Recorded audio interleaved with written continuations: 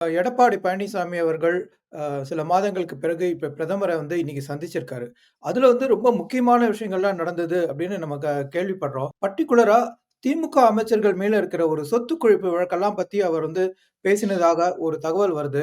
அதே சமயத்துல அங்க ஜி.கே. வாசனிய சந்தித்திருக்காரு. அப்ப கூட்டணிக்கான அ விஷயங்களாமும் பேசப்பட்டதா தகவல் வருது. அதாவது அடிஷனலா இந்த கூட்டணிக்கு எதிர்கருத்து இருக்கிறவங்கள கூட கொண்டு வரலாம் அப்படின்னு பிரதமர் மோடி சொல்லியிருக்கிறதாகவும், அது மட்டும் இல்லாம இப்ப டிடிவி தினகரன பத்தி கேள்விப்பட்டபோது, நாங்க அவர எதிர்க்கல.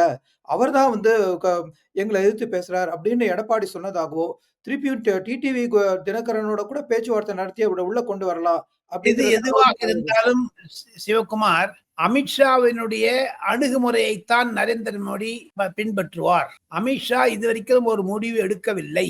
20ஆம் தேதி வியாழக்கிழமை பீகாரில் பதவியேற்ற பிறகு, நிதிஷ்குமாருக்கு பதவி பிரமாணம் செய்து வைத்த பிறகு, அமித்ஷா தன்னுடைய லீலைகளை காண்பிக்க ஆரம்பிப்பார் தமிழகத்தை பொறுத்தமட்டில்.